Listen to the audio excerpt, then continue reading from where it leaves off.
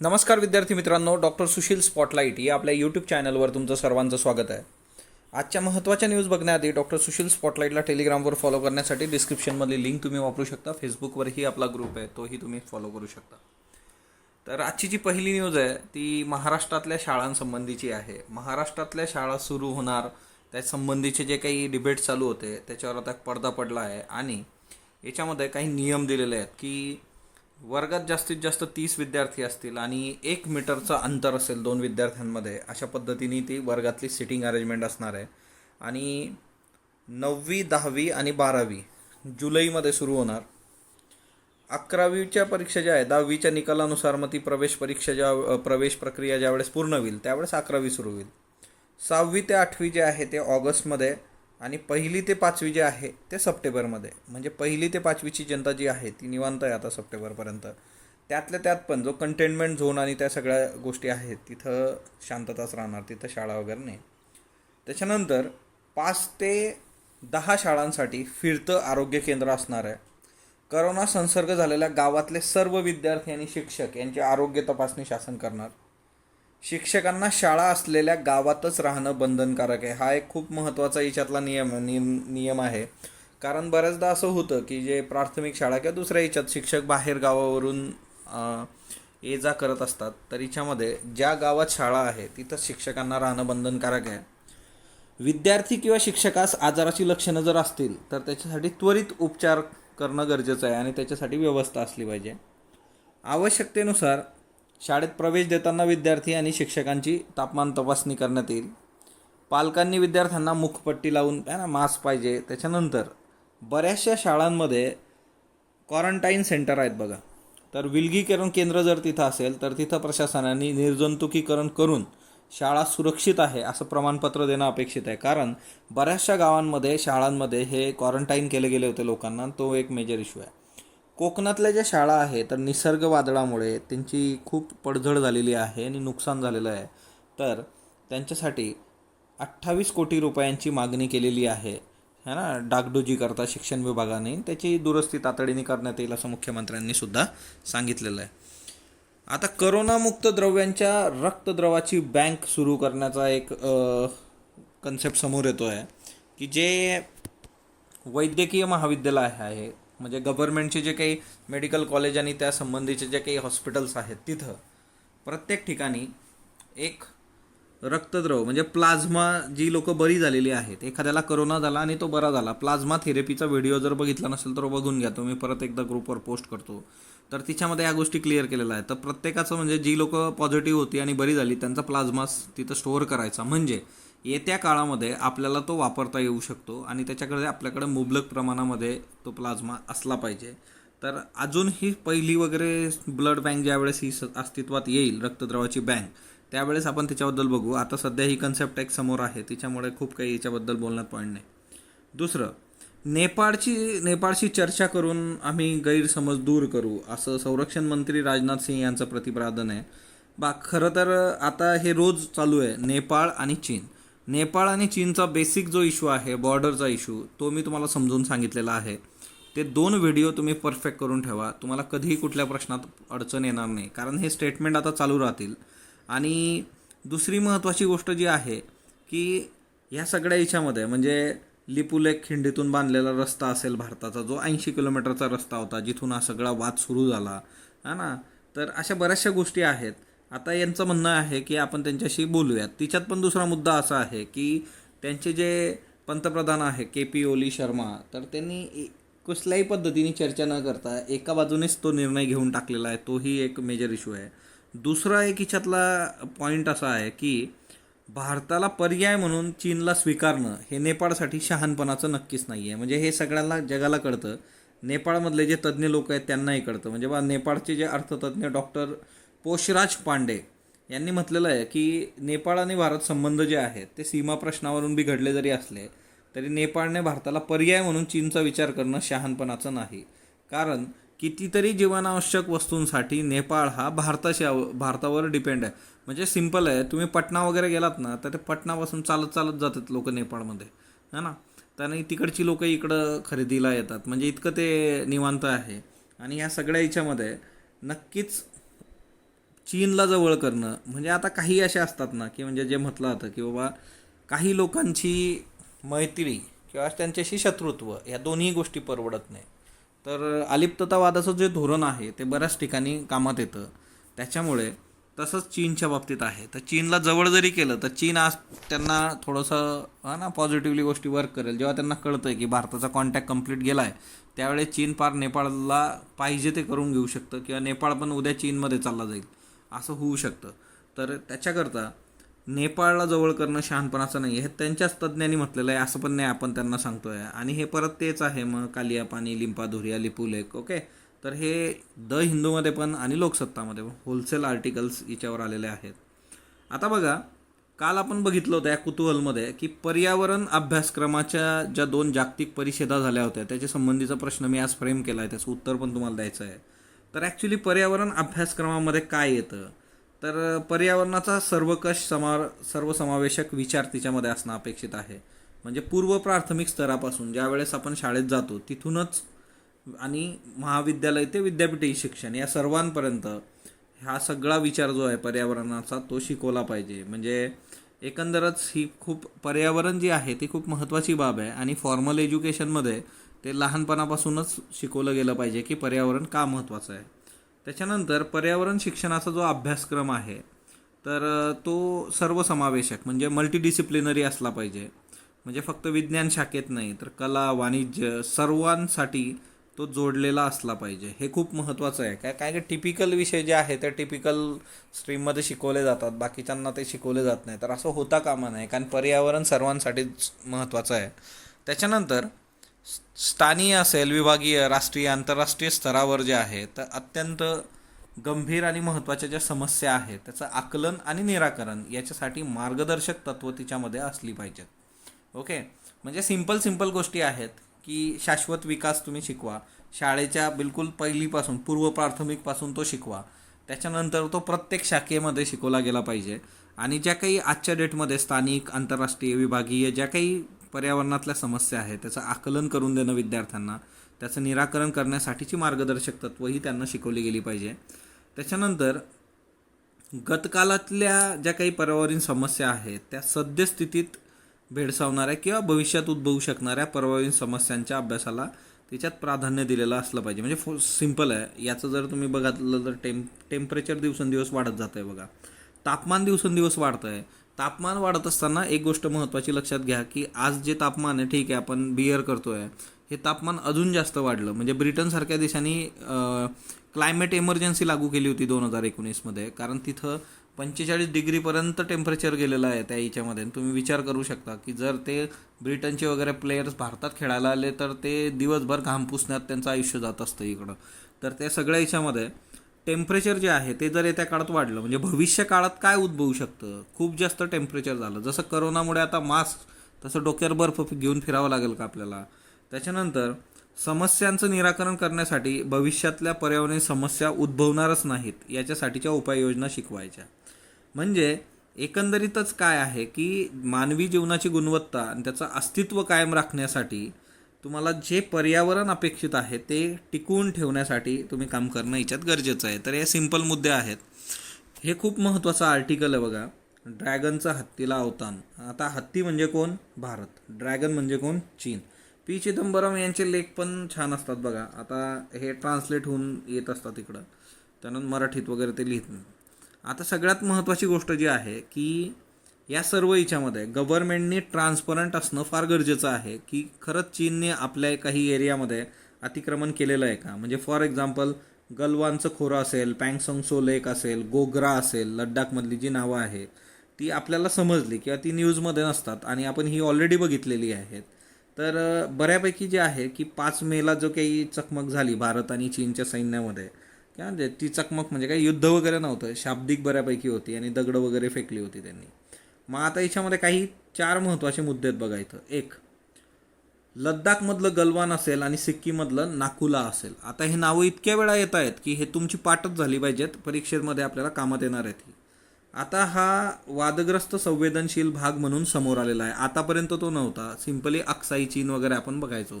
तर आता गलवान असेल, नाकुला असेल, तर याच्यामध्ये चीननी घुसखोरी केलेली आहे. आता याच्यामध्येही गव्हर्नमेंटने हे आतापर्यंत क्लिअर केलेलं नाही आहे, परंतु तिथले जे काही सांसद आहेत तर त्यांनीही म्हटलेलं आहे की चीननी घुसखोरी केलेली आहे, स्टेटमेंट दिलेले आहेत त्यांनी, पण ऑफिशियली अजून गव्हर्नमेंटनी हे ॲक्सेप्ट केलेलं नाही. दुसरी महत्त्वाची गोष्ट जी आहे तर दोन्ही बाजूनी तयारी झाली होती, मोर्चेबांधणी झाली होती. त्याच्यानंतर पुढचा जो मुद्दा आहे तो म्हणजे काय की चीनी सैन्य मोठ्या प्रमाणात गलवान, हॉट स्प्रिंग, पँगॉंग से, गोग्रा आणि नाकुला इथं भारताच्या एकात्म भागांमध्ये एकत्रित आलं होतं चीनचं सैन्य. आणि पहिल्यांदाच लष्करी जनरल जे आहेत ते चर्चेत सहभागी झालेले आहेत.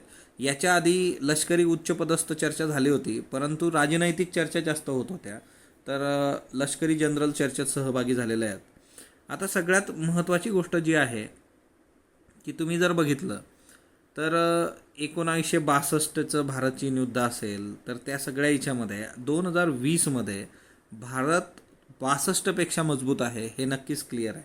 62मध्ये आपण काय होतं ना, ती प्रायमरी स्टेज होती आफ्टर इंडिपेंडन्स. आपल्यासमोर बरेचसे प्रश्न होते की म्हणजे सगळा भारत एका याच्यात आणणं, सुसूत्रता करणं, पॉवर्टी, गरिबी, बेरोजगारी, त्याच्यानंतर तिथं मोठ्या प्रमाणावर शिक्षणाचा अभाव होता. अशा कितीतरी बेसिकमध्येच म्हणजे सगळं गडबड होती. आणि ते करत करत मग लष्करी आणि ते सामर्थ्य वगैरे तो वेगळा विषय पडतो. तर 62मध्ये ती जी परिस्थिती होती नक्कीच खूप काही चांगली नव्हती, पण 20मध्ये नक्कीच भारतामध्ये त्या गोष्टी आहेत. तिच्यामध्ये पण दोन आपण हे ऑलरेडी बघितलं आहे, वुहानमध्ये 2018मध्ये आणि ममलापुरम 2019मध्ये मोदी आणि झी जिनपिंग यांच्यामध्ये चर्चा झाली होती. आता हे जे भारताचे पंतप्रधान मोदी आणि चीनचे अध्यक्ष झी जिनपिंग यांच्या या दोन ज्या चर्चा आहेत, अनौपचारिक चर्चा, पण याच्यामध्ये एक गोष्ट महत्त्वाची आहे की हा खूप महत्त्वाचा मुद्दा यांनी मांडलेला आहे, पी चिदंबरम यांनी, की मोदी आणि जिनपिंग यांच्यामध्ये व्यक्तिगत संबंध नाही. म्हणजे जिनपिंग हे एकमेव असे नेते आहेत ज्यांना मोदी यांनी भेटल्यावर आलिंगन दिलेलं नाही, गळाभेट घेतलेली नाही. आणि तुम्ही बघा त्या डोनाल्ड ट्रम्प यांना मोदी पार म्हणजे बिलकुल हा ना रस काढून टाकतात त्यांचा, हातात धरून धरून फिरवलं आहे त्याला पार तिकडं, हा ना, थाऊडू मोदीमध्ये. तर ह्या सगळ्या ज्या गोष्टी आहेत तिच्यात हा एक खूप महत्त्वाचा मुद्दा आहे की व्यक्तिगत संबंध जिनपिंग आणि मोदींमध्ये नाहीत. त्याच्यामुळे एवढ्या बैठका होऊन पण जो काही सलोखा असला पाहिजे तो वाढवलेला नाही आहे. ओके. दुसरी महत्त्वाची गोष्ट जी आहे की चीनचा जो दृष्टिकोन आहे तो फार व्यवहारी आहे, म्हणजे खूपच प्रोफेशनली म्हणजे कुठल्याही गोष्टीत आम्हाला काय मिळणार, आमचा काय फायदा होणार, अशा टाईपचा तो आहे. त्याच्यानंतर चीनने काय केलेलं आहे की 1 फूट जमीनसुद्धा भारताची बाबा आहे त्यांच्या याच्यातली, हे कधीही मान्य केलेलं नाही आहे. त्याच्यानंतर आरसेप गट जो आहे तिच्यावर पण व्यापार म्हणजे दूरवरच लॉंग टर्म बघून तो RCEPमधून भारत बाहेर पडलेला आहे, म्हणजे पडला आहे. येत्या काळात जर आपल्याला सोयीच्या गोष्टी करून दिल्या तर आपण जाऊ शकतो, पण चीननी तिथेही लॉंग टर्मचे विचार केलेले आहेत. नेपाळशी त्यांनी राजकीय सामरिक जवळीक साधलेली आहे. श्रीलंकेशी त्यांनी आर्थिक जे काही आहे तर ते संबंध दृढ केलेले आहे.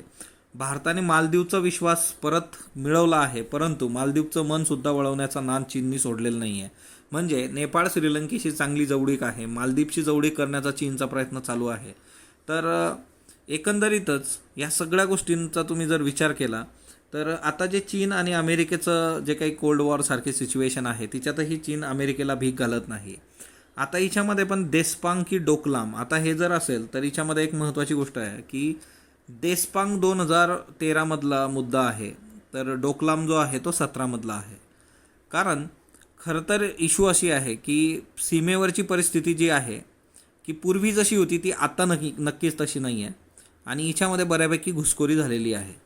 आता एक महत्त्वाचा मुद्दा हिच्यामध्ये आहे की हे जे दोन्ही नेते आहेत या दोन्ही नेत्यांचं एक वैशिष्ट्य आहे, भारताचे पंतप्रधान आणि चीनचे अध्यक्ष यांना कुणीही आव्हान दिलेलं आवडत नाही. ओके.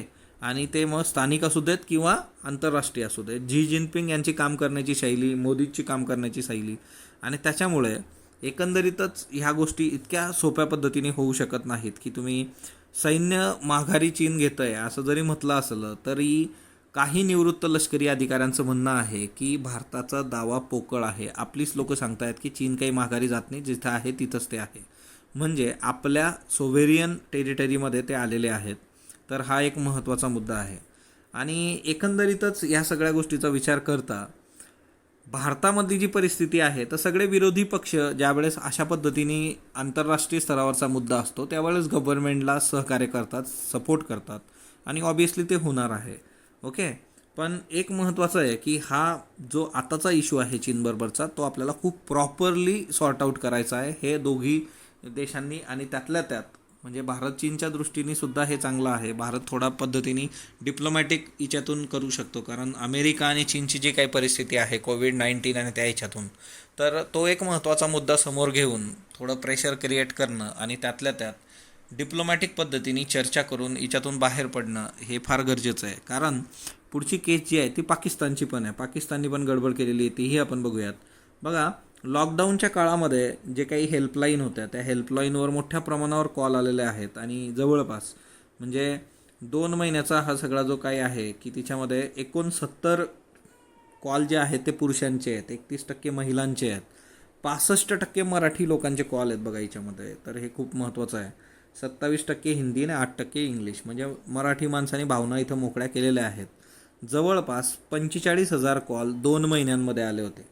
म्हणजे लॉकडाऊनच्या काळामध्ये कशासाठी कॉल केलेले आहेत लोकांनी? एक की आयसोलेशन आणि ॲडजस्टमेंट, म्हणजे बाबा ॲडजस्टमेंटसाठीचा इश्यू असेल, झोप येत नाही त्यासंबंधीचा इश्यू असेल, 11% डिप्रेशनच्या केसेस होत्या. त्याच्यानंतर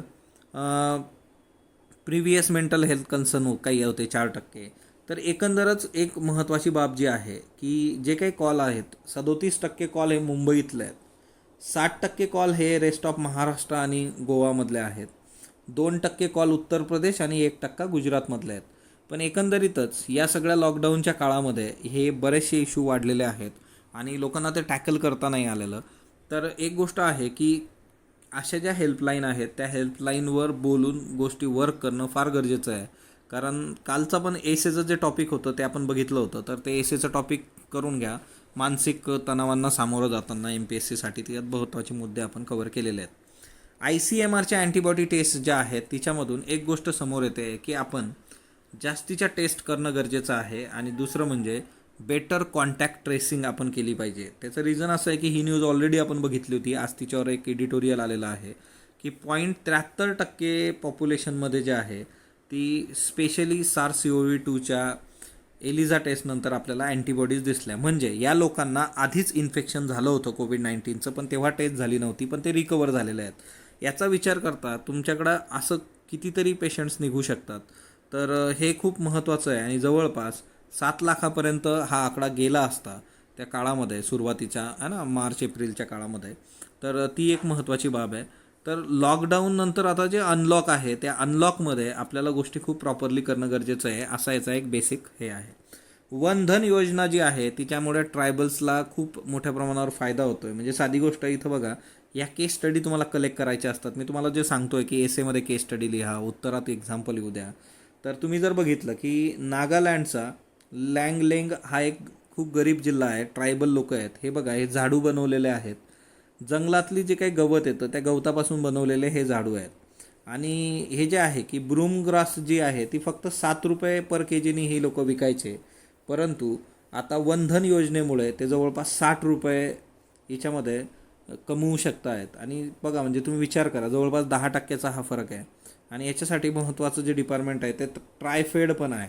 ऑलरेडी वनधन योजना मी तुम्हाला घेतली होती, त्याच्यानंतर ट्रायफेड पण घेतलेलं आहे, त्याच्यावरचं पण लेक्चर आपलं झालेलं आहे, तर ते मी पोस्ट करेल परत एकदा. पण अशा केस स्टडीज आपल्याला पाहिजे की म्हणजे नागालँडमधला ग्रासच्या झाडूचं फॉरेस्ट ग्रासच्या झाडूची केस स्टडी जर तुम्ही लिहिली तर मग तुमचे मार्क्स वाढतात. तर हे केस स्टडीसाठी मी घेतलं होतं, तर ते एक लक्षात ठेवा. त्याच्यानंतर केरळ रिटायरमेंटचं एज 2 वर्षांनी वाढवू शकतं, शक्यता आहे. वाढवलं तर आपण याला प्रॉपर आपल्या याच्यात नोट्समध्ये घेऊयात, पण चान्सेस आहेत की ते वाढवू शकतात की एकंदरच कोविड-19च्या सिच्युएशनमुळे. आता बघा, पाकिस्तानने एक इश्यू केला होता आपला, त्या संबंधीचं हे आर्टिकल आहे. त्याचं मी एक बेसिक तुम्हाला सांगतो. पाकिस्तानचे जे काही दूतावास आहे तिच्यातले 2 अधिकारी जे होते ते आपल्या इथं गुप्तहेर म्हणजे इस्पोनेज किंवा आपल्या इथली माहिती काढतायत, या आरोपाखाली आपण त्यांना इथून अटकलं होतं. आणि लगेच पाकिस्ताननी काय केलं, काल आपले जे दूतावासातले 2 तिथले कर्मचारी होते भारतीय, त्यांना तिथल्या पोलिसांनी अटक केली. म्हणजे ते बाहेर पडले आणि ते दूतावासात परत आलेच नाही. मग शंका आली की पाकिस्तानी अबडक केलं आहे का. मग कळलं की पाकिस्तानने त्यांना हिट अँड रनच्या केसमध्ये आणि फेक करन्सीचे चार्जेस लावून त्यांना पकडलं होतं. मग आपण लगेच पाकिस्तानच्या दूतावासातली जी लोकं आहेत इथली आहेत त्यांच्या ॲम्बेसेडर आणि त्यांना लगेच हे केलं आणि त्यांना स्पष्ट केलं की अशा पद्धतीने गोष्टी होता कामा नयेत. तर मग नंतर त्यांना सोडून दिलेलं आहे आपल्या 2 लोकांना. म्हणजे याला काय म्हणतात ना, ही टीट फॉर टॅट नावाची गोष्ट जी असते जशाच तसे, तर तसा प्रकार हे पाकिस्तान करत असतं. म्हणजे त्यांची लोकं, त्यांच्या दूतावासातली लोकं भारतातल्या बेसिक सेन्सिटिव्ह माहिती बाहेर काढण्याचा प्रयत्न करतात. आपण त्यांना ज्यावेळेस टोकतो तिथं आणि त्यावेळेस आपले 2 लोकं तिकडं पाकिस्तानात बाहेर पडलेले आहेत, तर त्यांना हिट अँड रन आणि फेक करन्सीच्या केसमध्ये आत टाकलं जातं. तर पाकिस्तानबरोबर सुद्धा आपण प्रॉपर डायलॉग करून, हा दुसरा पण एक मुद्दा आहे की व्हायलेशन अलॉंग द बॉर्डर. मग बॉर्डरवर पण नेहमीची गोळाबारी चालू असते, शेल्स येत राहतात, तर तो पण मुद्दा आहे. तर आणि दुसरं महत्त्वाचं आहे की हे इंडियन मिशनची केस जी तुम्हाला मी सांगितली, तर ह्या 2 केसेस आहे. तर आत्ताच्या परिस्थितीमध्ये आपण गोष्टी वर्क करण्यासाठी पाकिस्तानबरोबर पण बोलून डिप्लोमॅटिक पद्धतीने गोष्टी वर्क केल्या पाहिजेत. त्याच्यानंतर मॅग्नेटिक महाराष्ट्र 2मध्ये पहिला जो टप्पा होता, याच्यात 16,000 कोटींचे करार झालेले आहेत 15 जून 2020 रोजी आणि येत्या महिन्याभरात अजून 8,000 कोटींची गुंतवणूक होईल. हिच्यामध्ये सहभागी असणारे देश आहे अमेरिका, चीन, दक्षिण कोरिया, सिंगापूर. ओके. आणि भारतीय गुंतवणूकदारसुद्धा आहेत. 16,030 कोटीचे करार झालेले आहेत. उद्योग धोरणामध्ये आपण आमूलाग्र बदल केलेले आहेत. एक 40,000 एकर जागा उद्योगांसाठी उपलब्ध करून दिलेली आहे. तिच्यात उद्योग कारखाने सुरू होतील. उद्योगांसाठी तात्काळ परवानग्या देण्यात येणार आहे. 48 तासात महापरवाना दिला जाईल.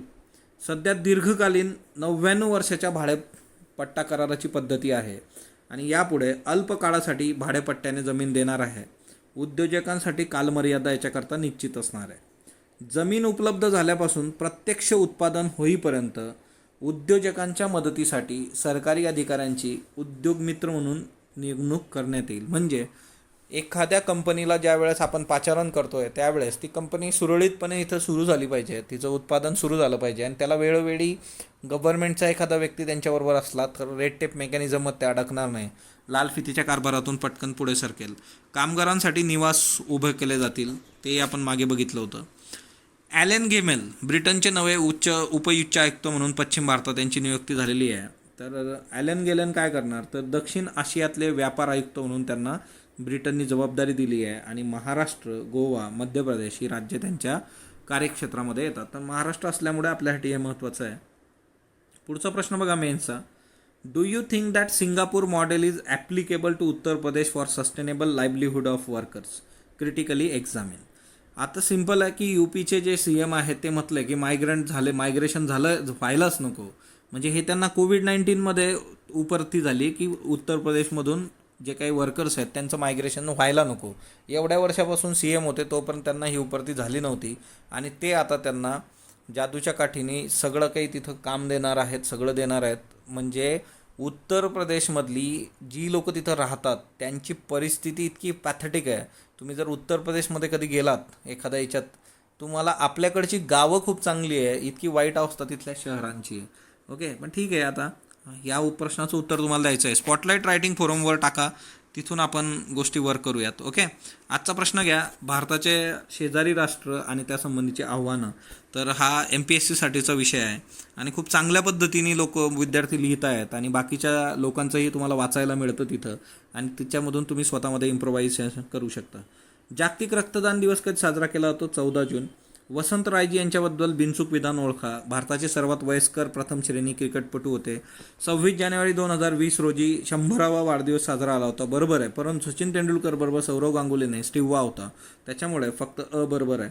अभिनेता सुशांत सिंह पवित्र रिश्ता मालिकेद्वारे अभिनय क्षेत्रात पदार्पण केलं नाही, ते वेगळी मालिका होती बघा, ते है ना, जिस देश में भारत वगैरे है ना, त्याच्यामुळे पवित्र रिश्ता नाही आहे, तिच्यामुळे तो नावारूपाला आला होता. कायपोचे पहिला चित्रपट होता, बरोबर आहे. जरा नचके दिखा रियालिटी शोमध्येही सहभागी झाला होता, त्याच्यामुळे ब आणि क हे बरोबर आहे. Centre for disease control and प्रिव्हेन्शननुसार लस एकूण किती टप्प्यात पूर्णपणे विकसित होते? तर 6 टप्पे असतात बघा. ओके, आणि तिच्यात आपण बघितलं होतं द हिंदूच्या आर्टिकलमध्ये की 10 जे आहे ते 3ऱ्या टप्प्यात आहे, म्हणजे क्लिनिकल, आणि 126 जे आहे ते प्री क्लिनिकलमध्ये आहेत. SARS-CoV-1 जे आहे किंवा MERS-CoV यांच्यावरील संशोधनातून लस बनवण्यासाठी कोविड-19साठी कुठला प्रोटीन, तर यस प्रोटीन कामात येतो आणि यस प्रोटीन आहे जो टार्गेट आहे बनवण्याकरता. 1975मध्ये युगोस्लाविया देशातील बेल्ग्रेड येथे पर्यावरण शिक्षण यासाठी आंतरराष्ट्रीय परिषद झाली होती. 1977मध्ये सोव्हिएत रशियाचा जॉर्जिया प्रांतात तिबिलिसी शहरात पर्यावरण शिक्षण यासाठी आंतरराष्ट्रीय परिषद झाली होती. फक्त अ बिनचूक, फक्त ब बिनचूक, दोन्ही बिनचूक, दोन्ही चूक. भारतात मानसिक आरोग्य कायदा 1985मध्ये अस्तित्वात आला. 2017मध्ये मानसिक आरोग्य कायद्यात सुधारणा करण्यात आली. फक्त अयोग्य, फक्त ब योग्य, दोन्ही अयोग्य. शेतकरी आत्महत्या रोखण्यासाठी प्रेरणा प्रकल्प महाराष्ट्रातील किती जिल्ह्यात राबवण्यात आला आहे? संपूर्ण महाराष्ट्र 33 जिल्हे, 14 जिल्हे, 6 जिल्हे. 2018च्या केरळ पूर परिस्थितीत सुशांत सिंह राजपूत याने त्याच्या चाहत्याच्या शुभम रंजनच्या नावाने किती रक्कम दान केली होती? 25 लाख, 50 लाख, 75 लाख, 1 कोटी. हे महत्त्वाचं याच्यासाठी आहे कारण हे ट्विट जे आहे ते केरळच्या CMनी केलेलं आहे. ओके, त्याच्यामुळे हे महत्त्वाचं आहे. Global partnership on artificial intelligence GPAI याच्याबद्दल कालच लेक्चर टाकलं होतं, बघितलं नसेल बघून घ्या. बाबत बिनचूक विधान निवडा. भारत संस्थापक सदस्य आहे. आंतरराष्ट्रीय स्तरावर 2 केंद्र पॅरिस आणि मॉन्ट्रियल येथे असणार आहेत. सचिवालयासाठी G7चं सहकार्य असणार आहे. अब फक्त अ. स्पॉटलाईटला जोडलेलं राहा. स्पॉटलाईटला लाईक करा, शेअर करा, सबस्क्राईब करा. धन्यवाद विद्यार्थी मित्रांनो.